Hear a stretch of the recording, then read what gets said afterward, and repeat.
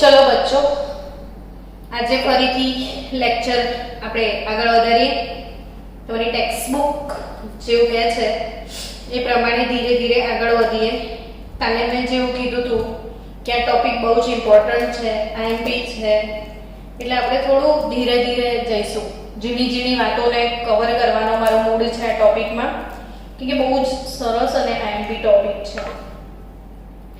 કાલે આપણે અવરોધ, પછી વિશિષ્ટ અવરોધ, વાહકતા, આ બધા ટર્મ શીખ્યા હતા. વાહકોની વાત કરીએ તો આપણે ડિસ્કસ કરી હતી કે જનરલી જે વાહકો છે ને એ બે પ્રકારના છે. એમાં પહેલું શું હતું કે ધાત્વિય વાહકો,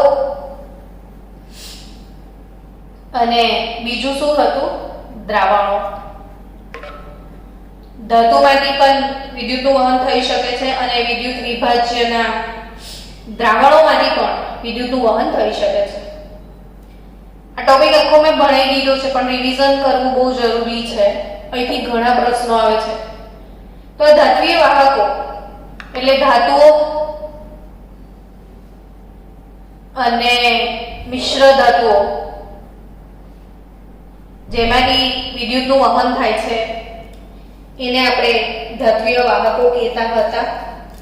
ને આ ધાત્વિય વાહકોમાં ધાતુઓ અને મિશ્ર ધાતુઓમાંથી વિદ્યુતનું વહન થવાનું કારણ શું હતું? તો કે મુક્ત ઇલેક્ટ્રોન. યાદ આવ્યું? વિદ્યુતનું વહન થવાનું કારણ શું હતું? મુક્ત ઇલેક્ટ્રોન. એટલે બાળકો, આ પ્રકારની વાહકતાને ઇલેક્ટ્રોનીય વાહકતા કહેવાય, જેમાં વિદ્યુતનું વહન મુક્ત ઇલેક્ટ્રોન દ્વારા થાય છે. એને શું કહેવાય? ઇલેક્ટ્રોનીય વાહકતા. હવે અહીંયા જે પ્રશ્ન બને છે, છેલ્લા તમે 10 વર્ષના પેપર, લાસ્ટ 10 યરના પેપર ખંગાળજો, જોજો, સોલ્વ કરજો. ઈચ એન્ડ એવરી યરના બોર્ડના પેપરમાં તમને પરિબળોમાંથી પ્રશ્ન નહીં હોય એવું એક પણ પેપર નહીં મળે. 10 પેપરમાં પ્રશ્ન પૂછેલા છે, 10 પેપરમાં. તો આનો મતલબ એવો કહેવાય ને કે આ તમારો ફેવરિટ ટોપિક, જેને તમે શું કહેતા હોય છે? આઈએમપી નહીં, મોસ્ટ આઈએમપી. તો આ મોસ્ટ આઈએમપી ટોપિક છે, મોસ્ટ આઈએમપી. એટલે આ ટોપિકને સમજો કે ધાતુ જે છે, ઘન પદાર્થો, એમાં ખાસ કરીને ઘન પદાર્થો કોણ વિદ્યુતના વાહક? તો ધાતુઓ જ હોય ને. ધાતુઓમાં કોણ? તો ધાતુઓ, મિશ્ર ધાતુઓ અને તેમના ઓક્સાઇડ. ને એમાંથી વિદ્યુતનું વહન થવાનું કારણ શું છે? મુક્ત ઇલેક્ટ્રોન. ફરી એકવાર યાદ કરાવો કે આપણે આવો તાર દોર્યો હતો અને ધન વીજભારિત કર્નલ ને એના નીચે આ ઇલેક્ટ્રોનો હતા. શું નામ આપ્યું હતું આને? વિસ્થાનીકૃત ઇલેક્ટ્રોન કીધું હતું, મુક્ત ઇલેક્ટ્રોન કીધું હતું. હવે વિચારો કે આ તારના બંને છેડે બેટરી જોડવામાં આવે. આ બેટરીનો ધન છેડો છે ને ઋણ છેડો હોય તો ઋણ બાજુ બધા ઇલેક્ટ્રોન આવી જાય ને અહીંથી પાછા દાખલ બી થાય. અહીંથી ના, ધન બાજુ જશે બધા ઇલેક્ટ્રોન. બધા ઇલેક્ટ્રોન ધન બાજુ જશે ને ઋણ છેડામાંથી દાખલ બી થશે. એટલે અહીંયા ખાસ યાદ રાખજો કે આ ઇલેક્ટ્રોનીય વાહકતા છે એ કયા કયા પરિબળો પર આધાર રાખે છે. 25-30 વાર મનમાં બોલી જજો તો આવડી જ જાય કે ઇલેક્ટ્રોનીય વાહકતા કયા પરિબળો પર આધાર રાખે છે. કેમ કે તમને બધા જ પેપરમાં પ્રશ્ન મળશે. પહેલું છે ધાતુનો સ્વભાવ અને બંધારણ પર. કયા પરિબળો પર આધાર રાખે છે? એમાં પહેલું પરિબળ શું યાદ રાખશો? ધાતુનો સ્વભાવ. કોઈક વાર પ્રકૃતિ શબ્દ બી લખ્યો હશે. એટલે ધાતુનો સ્વભાવ અથવા તો એની પ્રકૃતિ અને ધાતુનું બંધારણ. કાલે આપણે ભણ્યા હતા ને કે સિલ્વર ધાતુની વાહકતા સૌથી ઊંચી છે. ધાતુનો સ્વભાવ અને એના બંધારણ પર આધાર રાખે. બીજું, ધાતુમાં છેલ્લી કક્ષામાં કેટલા ઇલેક્ટ્રોન છે તેના પર આધાર રાખે. સંયોજકતા ઇલેક્ટ્રોનની સંખ્યા પર પણ આધાર રાખે. પ્રતિ પરમાણુ, જેમ કે તમે જાણો છો, સોડિયમ તો એની છેલ્લી કક્ષામાં 1 ઇલેક્ટ્રોન હોય, મેગ્નેશિયમ તો એની છેલ્લી કક્ષામાં 2 ઇલેક્ટ્રોન હોય, એલ્યુમિનિયમ તો એની છેલ્લી કક્ષામાં 3 ઇલેક્ટ્રોન હોય. એટલે એલ્યુમિનિયમનું ધાત્વીય બળ મજબૂત બને. તો સંયોજકતા છેલ્લી કક્ષામાં કેટલા ઇલેક્ટ્રોન છે એની સંખ્યા પર પણ આધાર રાખે છે. વહન, જેટલા વધારે ઇલેક્ટ્રોન હશે એટલું વહન બી સારું થશે. અને ત્રીજું અગત્યનું પરિબળ છે તાપમાન. એટલે પ્રશ્ન કેવી રીતે પૂછાય છે મેડમ, આમાંથી થાય ને મનમાં? તો એવું પૂછાય છે કે નીચેના પૈકી કયું પરિબળ ઇલેક્ટ્રોનીય વાહકતા માટે જવાબદાર નથી? તો આ 3 પરિબળ આવડતા હશે તો કયું પરિબળ નથી એ નક્કી થઈ જશે. અથવા ઇલેક્ટ્રોનીય વાહકતા કયા પરિબળ પર આધાર રાખે છે? એક પ્રશ્ન આ રીતે પૂછાય. બીજો પ્રશ્ન તાપમાન માટે પૂછાય છે કે તાપમાન પર આધાર રાખે છે. બરાબર છે, વાત સાચી, પણ કઈ રીતે? તો કે જનરલી તાપમાન વધે. તાપમાન શું થાય? વધે. તાર ગરમ થઈ જાય. તાર ગરમ થઈ જાય તો વહન પર કઈ અસર થાય? તો હા, વહન બંધ થઈ જાય. તાર ગરમ થાય, તાપમાન વધે તો જે વાહકતા છે ને એ ઘટે. તાપમાન વધે તો જે વાહકતા છે એ ઘટે છે. કારણ શું? એ કારણ સમજીએ.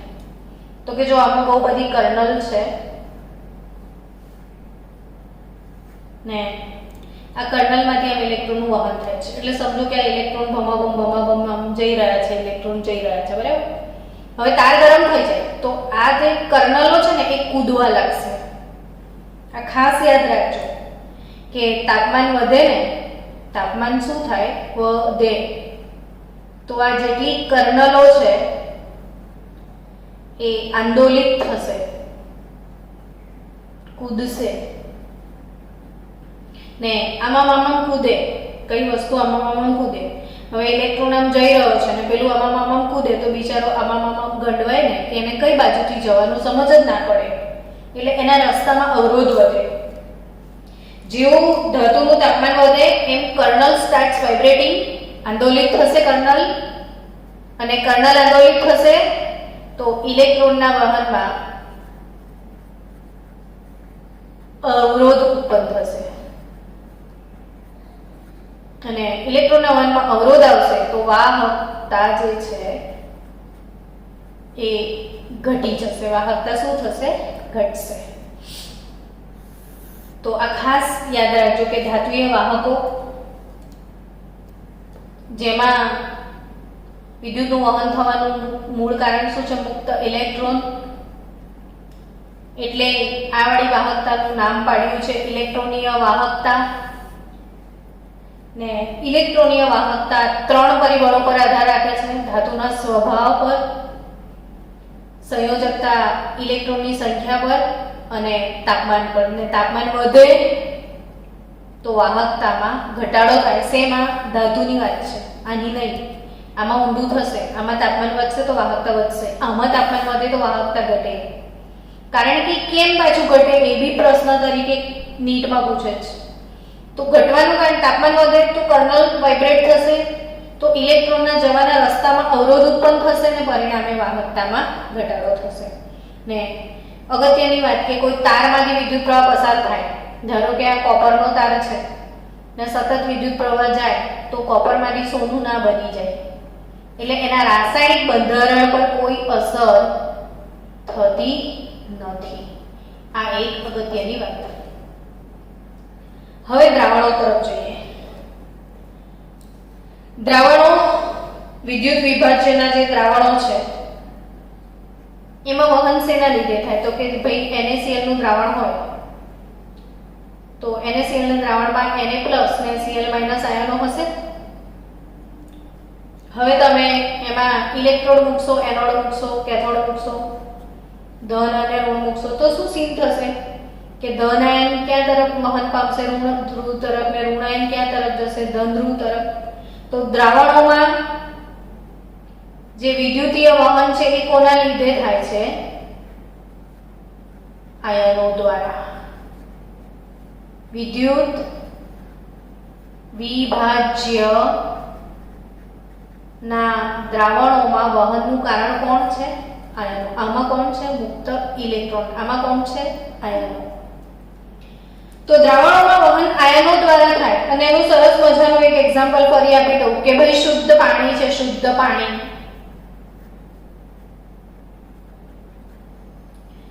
તો શુદ્ધ પાણી કેવું છે?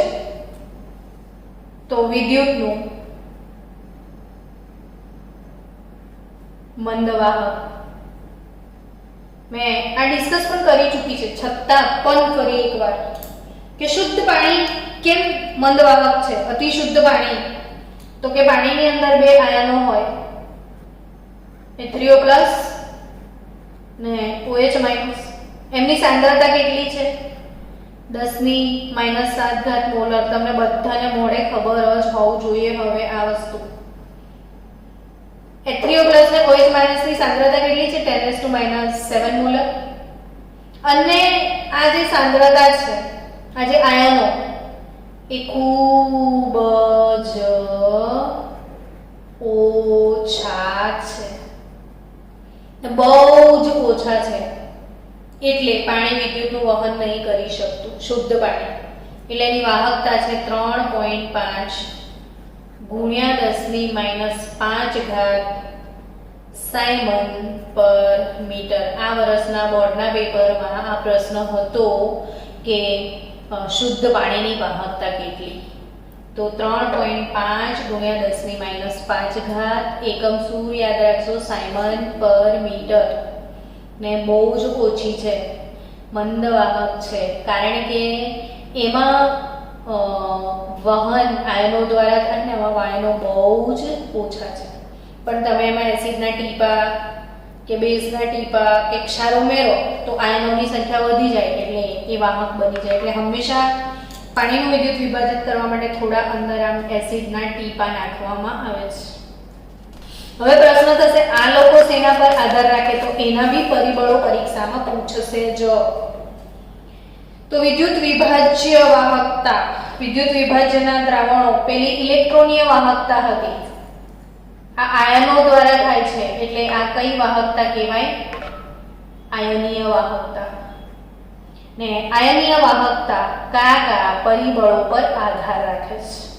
તો પહેલું પરિબળ ખાસ યાદ રાખજો, ઉમેરેલા વિદ્યુત વિભાજ્યનો સ્વભાવ. ઉમેરેલા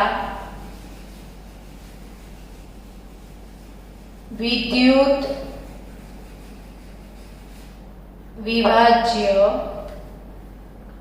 નો સ્વભાવ કોના પર આધાર રાખે છે? સ્વભાવ પર આધાર રાખે છે, પ્રકૃતિ પર આધાર રાખે છે. એટલે તમને એમ થશે ડિટેલમાં સમજાવવા ના ખબર પડે, તો સમજાઈ દઈએ. વિદ્યુત વિભાજ્ય બે પ્રકારના હોય, એક પ્રબળ વિદ્યુત વિભાજ્ય ને બીજો કયો? નિર્બળ વિદ્યુત વિભાજ્ય. વિદ્યુત વિભાજ્યની શું વ્યાખ્યા છે? યાદ આવે છે? કોને કહેવાય વિદ્યુત વિભાજ્ય? તો કે જેનું પાણીમાં આયનીકરણ થાય, જે પાણીમાં આયનો ઉત્પન્ન કરે. તો એમાં પ્રબળ કોને કહેવાય? તો કે જેનું પાણીમાં સંપૂર્ણ આયનીકરણ થાય, 100% ઓગળી જાય. ને નિર્બળ કોને કહેવાય? તો કે જેનું પાણીમાં અંશતઃ આયનીકરણ થાય. અંશતઃ એટલે જરાક જ, થોડું જ. તમે નાખો છો 100 ગ્રામ ને ખાલી 2 ગ્રામ ઓગળે તો એ અંશતઃ આયનીકરણ થાય. હવે આનો સ્વભાવ એટલે શું? તો કે પ્રબળ ને નિર્બળ. હવે HCl હોય તો આ પ્રબળ વિદ્યુત વિભાજ્ય છે, KCl, NaCl, NaBr, KBr, આ બધા કેવા વિદ્યુત વિભાજ્ય છે? પ્રબળ. NH4Cl, આ બધા 100% પાણીમાં ઓગળી જાય. હવે વિચારો કે પાણીમાં બહુ જ ઓગળી જાય તો એમાં શું વધારે હોય? આયનોની સંખ્યા વધારે હોય કે ના હોય? હવે આયનોની સંખ્યા વધારે હોય તો બહુ જ બધું વહન થાય, એટલે વાહકતા શું થાય? વધે. બહુ જ કોમન લોજિક વાળા પ્રશ્નો છે, બટ ભૂલી જાય છે સ્ટુડન્ટ એ વારે વારે, એટલે હું બે ત્રણ વાર કહી દઉં છું કે ભાઈ તમે યાદ રાખજો. તો આ સમજી ગયા હશો ને તમે કે હવે પ્રબળ વિદ્યુત વિભાજ્ય છે, આ લિસ્ટ યાદ રાખજો પ્રબળનું બાળકો. પણ જો એસિટિક એસિડની વાત કરો તો એસિટિક એસિડનો સ્વભાવ નિર્બળ છે. એ પાણીમાં બહુ ના ઓગળે, ને બહુ ના ઓગળે એટલે પાણીમાં ઓછા આયનો ઉત્પન્ન કરશે, ને આયનો ઓછા હશે તો વાહકતા પણ કેવી? તો કે ઓછી. અને આપણે ડિસ્કસ કરીએ, ગઈકાલે આપણે ટેબલમાં જોયું હતું કે 0.1 મોલર HCl, મેં તમને ચોપડી મૂકીને કોટો બતાવ્યો હતો ને વાહકતાનો, અને એમાં 0.1 મોલર HAC પણ આપ્યું છે. HAC એટલે એસિટિક એસિડ. એસિટિક એસિડને આપણે HAC કહેવાય અને AC કહેવાય એસિટેટને. તો આ બંનેની વાહકતાનું વેલ્યુ હું તમને લખું છું એટલે તમને સમજ પડશે કે કેટલું બધું ફરક છે. 0.1 મોલર HCl છે ને એની વાહકતા 3.91 છે, અને એસિટિક એસિડની વાહકતા તમે દેખશો ને તો 0.047 સાયમન પર મીટર છે. શું સમજ્યા હવે તમે કે ઉમેરેલા વિદ્યુત વિભાજ્યનો સ્વભાવ જો પ્રબળ હોય તો આયનો વધારે હોય તો વાહકતા વધારે છે પ્રબળ હોય એટલે, અને જો નિર્બળ હોય તો આયનો ઓછા હોય તો વાહકતા કેવી હશે? ઓછી. આમ ચોપડીમાં તમે આજે દેખશો ને કે મેડમે શું ભણાવ્યું તો તમને ટોપિક બહુ જ નાનો લાગશે કે આટલું જ કલાક ચાલે, બટ એકચ્યુઅલી આમાંથી એટલા બધા પ્રશ્નો છે ને, ઢગલો MCQ ખૂણામાં ભરાઈ રહ્યા છે, એટલે આપણે એને ટાઈમ આપીએ છીએ. કે ઉમેરેલા વિદ્યુત વિભાજ્યનો સ્વભાવ સમજાઈ ગયો હશે કે સ્વભાવ પ્રબળ તો વાહકતા વધારે, સ્વભાવ નિર્બળ તો વાહકતા ઓછી.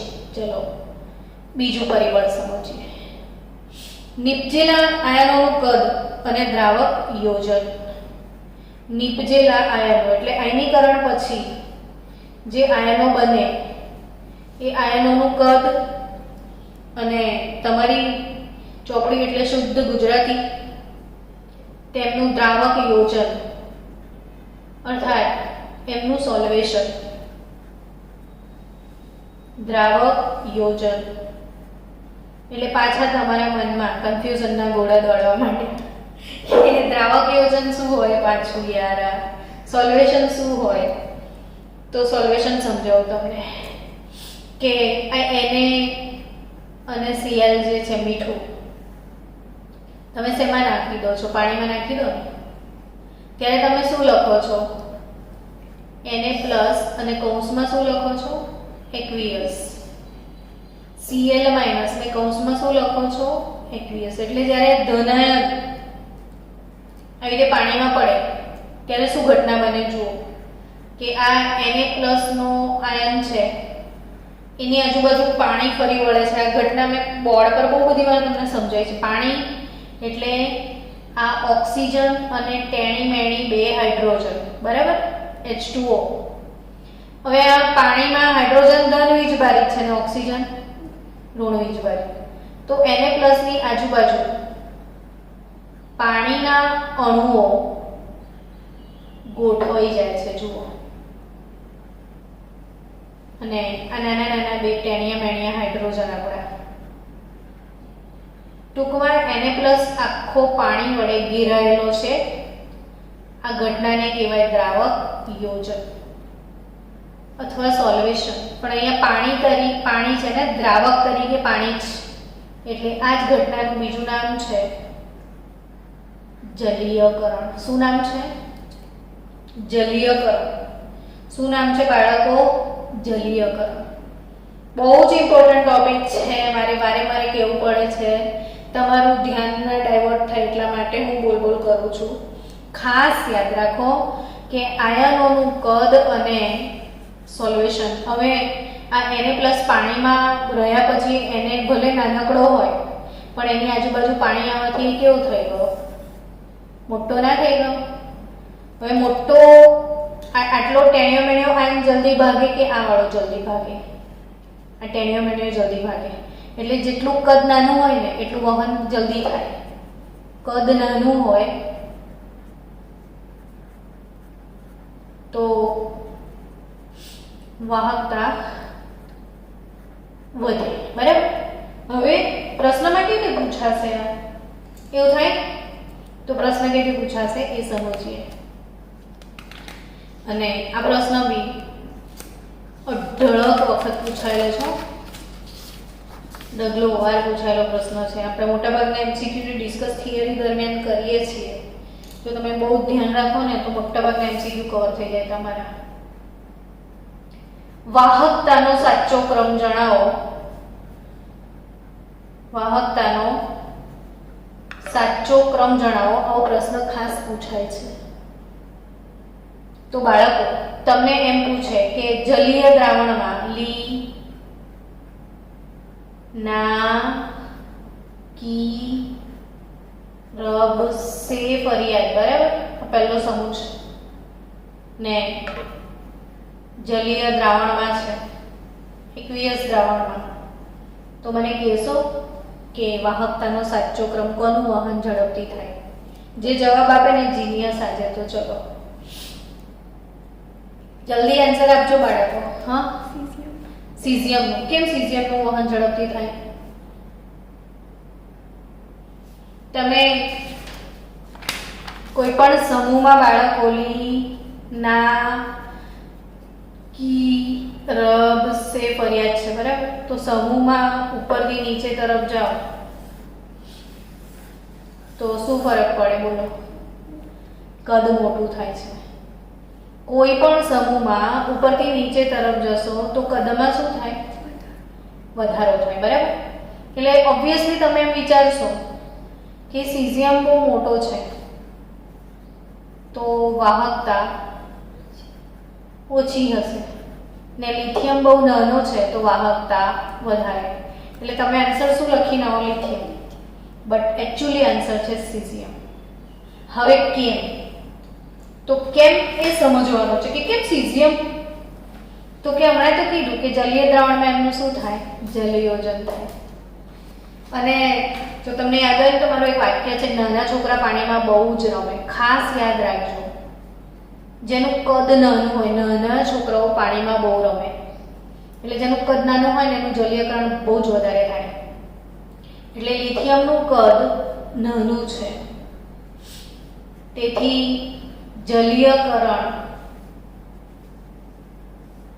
વધુ થાય. જેનું કદ નાનું હોય ને એનું જલીયકરણ બહુ જ વધારે થાય ને સીઝિયમનું કદ મોટું એટલે એનું જલીયકરણ ઓછું થાય. સમજીએ? એટલે જે નાનો હોય એનું જલીયકરણ વધારે થાય ને જે મોટો હોય એનું જલીયકરણ ઓછું થાય. ટૂંકમાં પાણીમાં પડ્યા પછી આ નાનું બચ્ચું બહુ મોટું થઈ જશે ને આ ઓલરેડી મોટો છે એટલે આનું દ્રાવક યોજન જે છે એ ઓછું થાય ને આનું દ્રાવક યોજન વધુ થાય. એટલે આમ નાનો છે પણ પાણીમાં પડ્યા પછી એ મોટો થઈ જશે ને આ નાનો રહેશે. એટલે વાહકતાનો ક્રમ પૂછે તો ખાસ યાદ રાખજો. ખાસ ખાસ ખાસ મોસ્ટ આઈએમપી પ્રશ્ન છે કે વાહકતાનો સાચો ક્રમ જલીય દ્રાવણમાં વાહકતાનો સાચો ક્રમ શું છે? તો કોની વાહકતા સૌથી વધારે છે? સીઝિયમ. કોની? સીઝિયમની વાહકતા સૌથી ઊંચી છે. પણ આ જ વસ્તુ જો તમને પીગલિત અવસ્થામાં પૂછે, પીગલિત કે વાહકતાનો ક્રમ પીગલિત ક્ષારોમાં એટલે ગરમ કરીને પીગાળ્યો હોય તો પીગલિત ક્ષાર હોય તો પાણી નથી તો લિથિયમ નાનો છે તો નાનો જ રહેશે. એટલે પીગલિત દ્રાવણની વાત આવે તો લિથિયમની વાહકતા ઊંચી, સીઝિયમની ઓછી. ને જલીય દ્રાવણની વાત આવે તો દ્રાવક યોજન સીઝિયમનું વધારે ઓછું થશે, આનું વધારે થશે એટલે સીઝિયમની વાહકતા વધારે.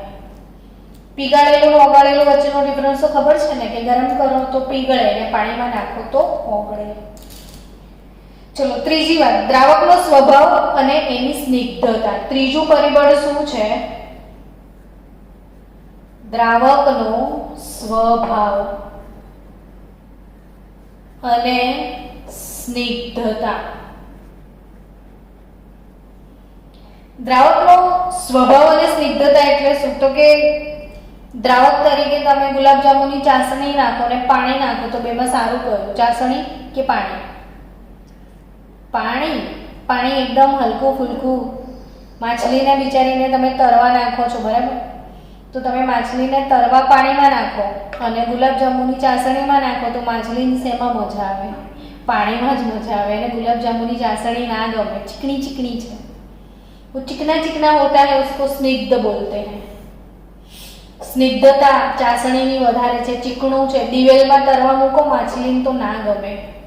એટલે અહીંયા સમજો કે દ્રાવક જેટલું પાતળું એટલું વહન સરળતાથી, એટલે માછલીને તરવાની મજા આવે.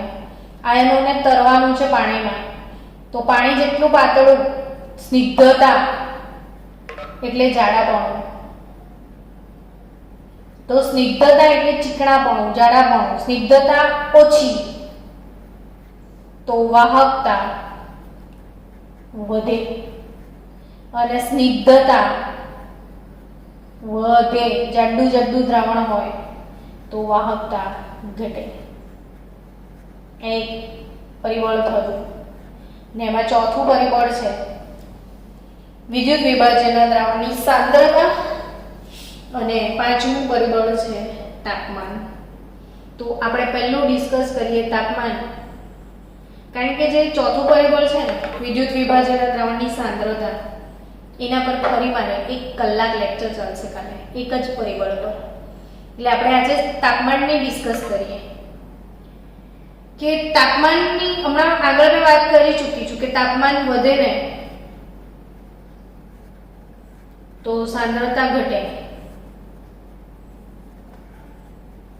સાંદ્રતા એટલે ઘટે કારણ કે એમાં કદ વધે. તમે કોઈ પણ વસ્તુને ગરમ કરો, દૂધને ગરમ કરો તો ઉભરાઈને બહાર આવે છે. એટલે તાપમાન વધે તો કદ વધે, કદ વધે તો જગ્યા વધે, તો વહન કરવાની મજા આવે આ લોકોને. એટલે અહીંયા તાપમાન વધે ને તો વાહકતા વધે. જ્યારે આપણે ઘન પદાર્થમાં શું શીખેલા અહીંયા કે તાપમાન વધે ને તો વાહકતા ઘટે. કોનામાં? ધાત્વિય વાહકોમાં. જ્યારે દ્રાવણોમાં શું યાદ રાખશો?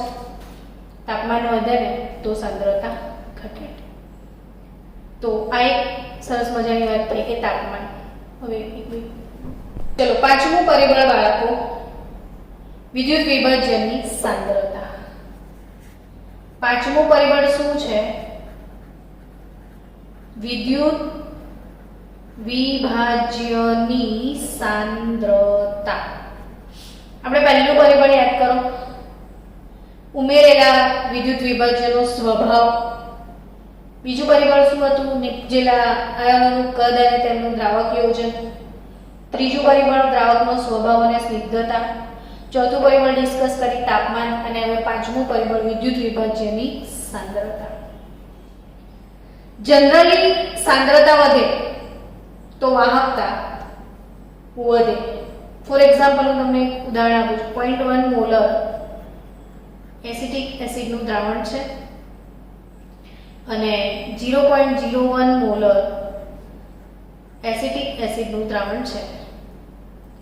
હવે 0.1 મોલર અને 0.01 મોલરની વાહકતા ચેક કરીએ તો 0.1 મોલરની વાહકતા આપી છે 0.047 સાયમન પર મીટર, અને 0.01 મોલરની આપી છે 0.016 સાયમન પર મીટર. વિચારો શા માટે આવું? તો કે બેમાં કઈ સાંદ્રતા વધારે છે? આ વધારે છે.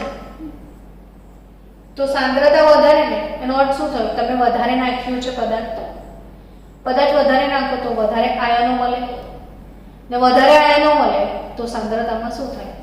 વધારો જ થાય.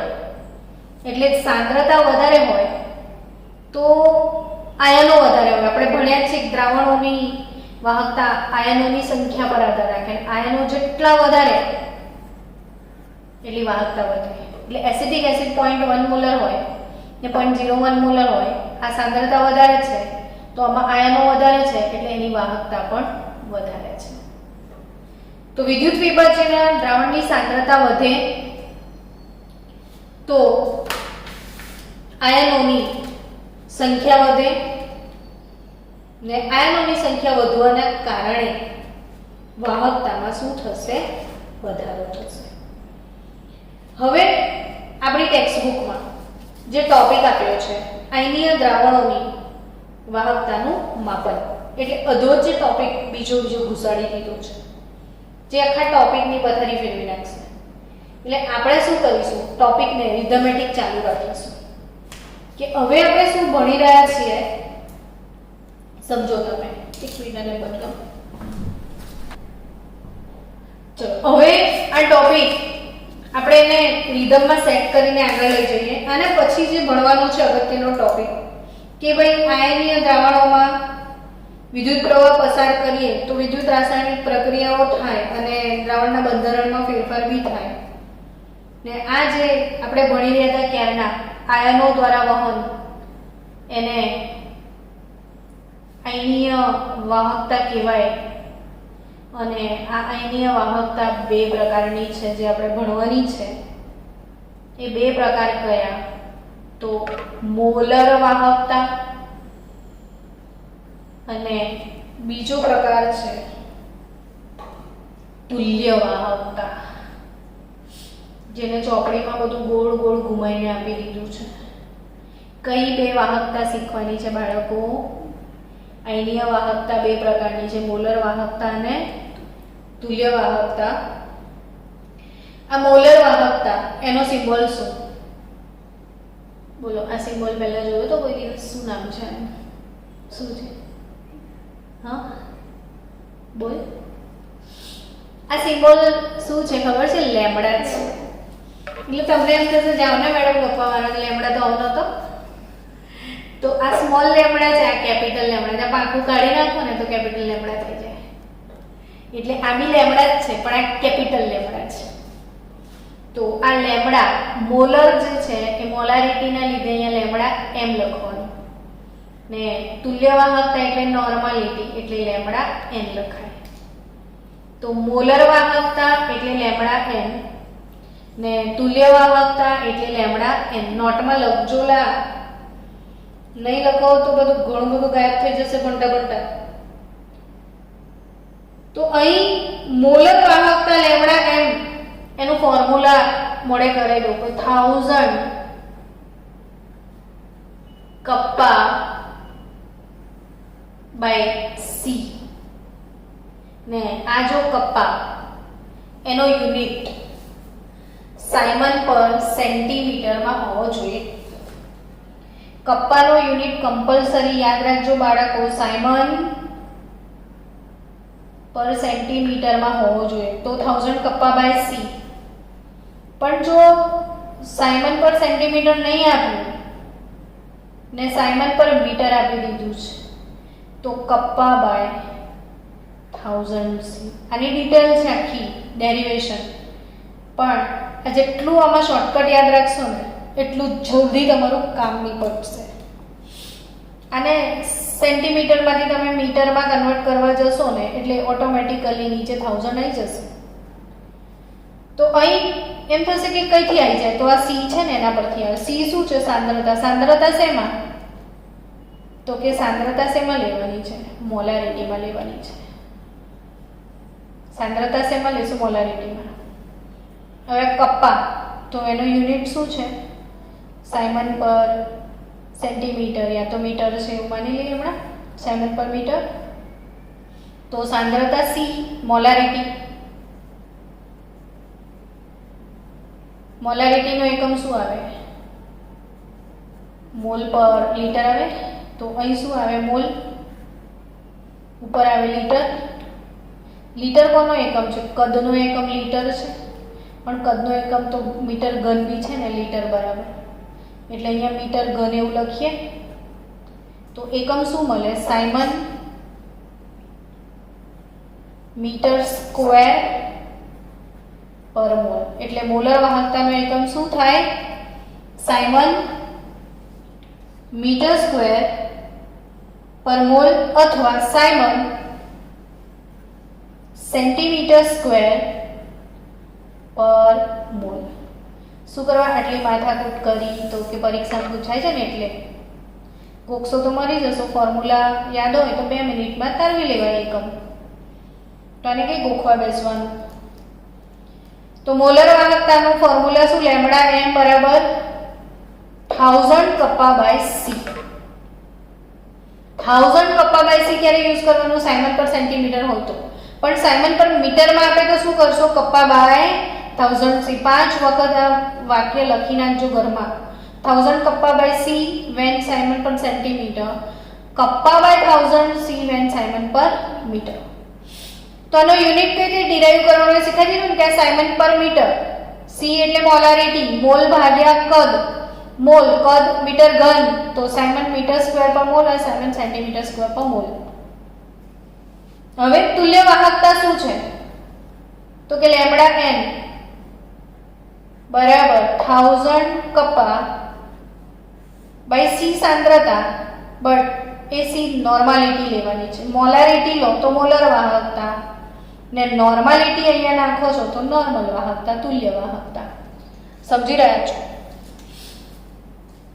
તો બાળકો તમે ભણીને આવ્યા છો કે નોર્માલિટી એટલે molarity into equivalent number n is equal to mean. E એટલે આપણે તુલ્યાંક એવું કહેતા હતા ને હવે તુલ્યાંક શું છે એવું ના પૂછતા ઘણા બધા વિડિયોઝ છે આગળ આપણા તુલ્ય ભાર પર ઢગલો વિડિયો. તો અહીંયા 1000 કપ્પા બાય નોર્માલિટી એટલે શું? તો મોલારિટી. સી લઈ લઈએ આપણે મોલારિટી ગુણ્યા તુલ્યાંક બરાબર લેમ્બડા n. તો લેમ્બડા n બરાબર જે આટલો પોર્શન છે ને બાળકો 1000 કપ્પા બાય સી વાળો એ તો લેમ્બડા m થાય ને મોલર વાહકતા અપોન તુલ્યાંક. એટલે અહીં એક અગત્યનું આ બધું જ નીટના ટોપિકો ચાલે છે બાળકો. નીટ આપણું આખું Gujarat board, NEET, JEE main બધા જ ટોપિક હું એક સાથે કવર કરીને જવા દઉં છું. એકલું ગુજરાત બોર્ડ નથી ભણાવતી, એ યાદ રાખજો. એટલે અહીંયા ઘણું બધું તમને ટેક્સ્ટબુકમાં નહીં મળે બહુ સારી રીતે, એટલે બધું જ વ્યવસ્થિત નોટ ડાઉન કરજો. મોલર વાહકતા લેમ્બડા m, તુલ્ય વાહકતા લેમ્બડા n. મોલર વાહકતા 1000 કપ્પા બાય સી મોલારિટી અને તુલ્ય વાહકતા 1000 kappa by n normality. Normality એટલે મોલારિટી ગુણ્યા તુલ્યાંક. એટલે આ તુલ્ય વાહકતા અને મોલર વાહકતા વચ્ચે શું સંબંધ? તો કે લેમ્બડા n બરાબર લેમ્બડા m અપોન તુલ્યાંક. અર્થાત તમને કોઈ પૂછે કે H2SO4 ની મોલર વાહકતા 4 છે તો તુલ્ય વાહકતા કેટલી? આવો પ્રશ્ન થાય. તો આ રીતે શોધી શકાય કે તુલ્ય વાહકતા બરાબર મોલર વાહકતા ભાગ્યા તુલ્ય. મોલર વાહકતા 4 આપી છે. સલ્ફ્યુરિક એસિડ એટલે 2H પ્લસ SO4 માઈનસ 2 એટલે +2 -2 વીજભાર આનો તુલ્યાંક 2 ગણાય. તો આની તુલ્ય વાહકતા કેટલી થશે? 2. એટલે આ અગત્યની થિયરી છે મોલર વાહકતા. અને બીજું શું ભણ્યા તમે? તુલ્ય વાહકતા અને બંનેનો એકમ. મોલર વાહકતાનો એકમ સાયમન પર મીટર સ્ક્વેર પર મોલ, સાયમન સેન્ટીમીટર સ્ક્વેર પર મોલ. આનો એકમ શું થશે? તો કે સાયમન પર મીટર સ્ક્વેર અથવા સેન્ટીમીટર સ્ક્વેર પર મોલની જગ્યા પર લખાશે ગ્રામ તુલ્ય. મોલની જગ્યા પર શું લખાય? ગ્રામ તુલ્ય ઇન્વર્સ. આનો એકમ શું? સાયમન પર મીટર સ્ક્વેર और સેન્ટીમીટર સ્ક્વેર ગ્રામ પર તુલ્ય. સાયમન પર સેન્ટીમીટર સ્ક્વેર ગ્રામ પર તુલ્ય અને અહીંયા સાયમન પર મીટર સ્ક્વેર ગ્રામ પર, આમાં પર મોલ આવે, અહીંયા પર ગ્રામ તુલ્ય આવે. તો મોલર વાહકતા અને તુલ્ય વાહકતા આપણે સમજી કાલે આગળ વધીશું. દ્રાવણોની સાંદ્રતાના ફેરફારો સાથે વાહકતાનો ફેરફાર. હજી 3 કે 4 દિવસ લાગશે થિયરી પત્તાને, પછી એના દાખલા થશે. તો આ મળીએ આપણે આવતીકાલે.